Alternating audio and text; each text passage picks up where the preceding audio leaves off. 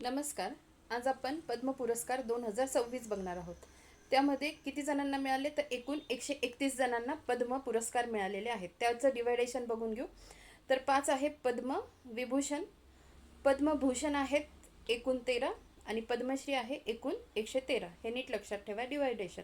यापैकी एकूण महाराष्ट्रातील किती जणांना मिळालेत तर एकूण महाराष्ट्रातील व्यक्ती आहेत 15 जे सर्वाधिक आहेत.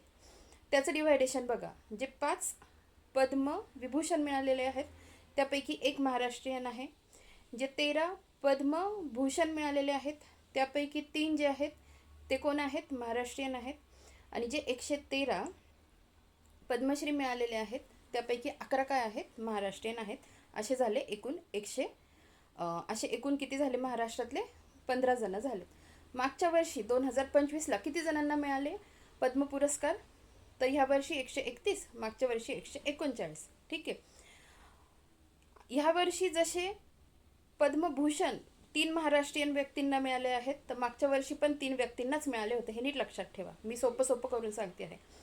पद्मभूषण या वर्षी किती 3 जणांना मिळालेत. मागच्या वर्षी पण 3 महाराष्ट्रीयन व्यक्तींना मिळाले होते. ह्या वर्षी 11 जणांना पद्मश्री मिळाले महाराष्ट्रातल्या. मागच्या वर्षी पण 11 जणच होते. ठीक आहे. फरक काय तर ह्या वेळेस जसं एक पद्मविभूषण महाराष्ट्रातल्या व्यक्तीला मिळालेलं आहे तर मागच्या वर्षी कोणालाही पद्मविभूषण महाराष्ट्रातल्या व्यक्तींना मिळालेला नव्हता. याच्यावरून काय कळतं की महाराष्ट्रात म्हणजे ह्या वर्षी महाराष्ट्रातील 15 व्यक्ती आहेत तर मागच्या वर्षी किती होते 14 व्यक्ती आहेत. हां, हे नीट लक्षात ठेवा. त्यामुळे मी कंपॅरेटिव्ह स्टडी करून तुम्हाला सांगितलेलं आहे.